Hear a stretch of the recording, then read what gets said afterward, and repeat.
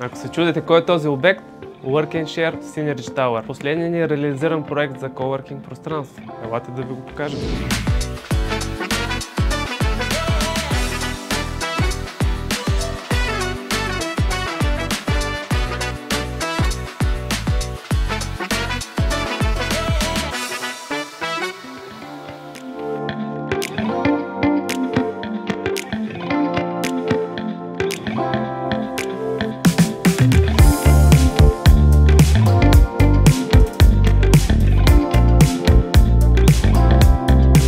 Днес сме с Божидар Георгиев, основател на Work and Share и наш клиент в този проект. Ако може да ни споделиш как се роди идеята за този coworking space и какво беше по-различното, което търсихте като усещане спрямо предишната ви локация? Work and Share Synergy беше естествено продължение на първия ни проект на улица Тинтява, като тук успяхме да използваме всичко научено през годините и смятам, че успяхме да извлечем максималния ефект, за да предоставим нашата услуга.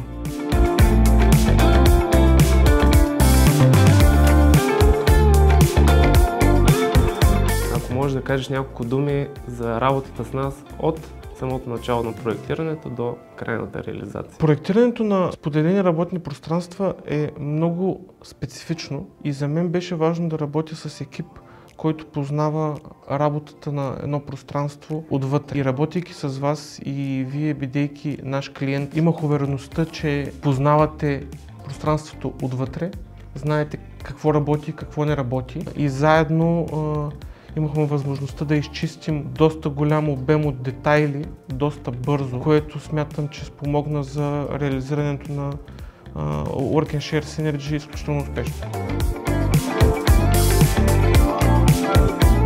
Какви са ви следващите планове? Ще има ли нова локация? Сега в момента се учим да управляваме две на различни места. Много скоро ще почнем да се оглеждаме за трета локация. Така че плана ни е да се захванем за работа отново до края на годината.